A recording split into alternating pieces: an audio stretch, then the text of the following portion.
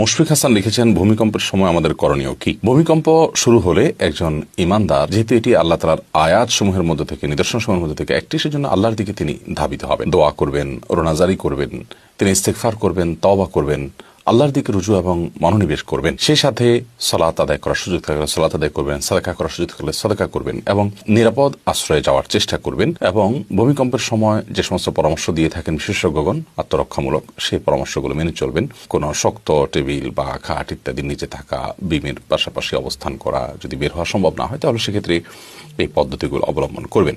সেই সাথে আল্লাহ তাআলার জিকির ইত্যাদি নেক আমলগুলো করবেন অব্যাহত গতিতে। নবী করিম সাল্লাল্লাহু আলাইহি ওয়াসাল্লাম যখন এরকম কোনো ঝড় বাতাস তিনি দেখতে পেতেন, তখন তিনি আল্লাহর কাছে পানাহ চাইতেন যে, আল্লাহ, এই ঝড় বাতাসের কল্যাণ আপনার কাছে আমরা চাই, এর অকল্যাণ থেকে আমরা আপনার কাছে পানাহ চাই। অতএব ইমানদার যে কোনো মুহূর্তেই এ ধরনের পরিস্থিতিতে আল্লাহর দিকে আরো বেশি আমাদেরকে রুজু হতে হবে। ইনশাআল্লাহ বিদিনা আল্লাহ তাআলাই আমাদেরকে হেফাজত করবেন এবং রক্ষা করবেন।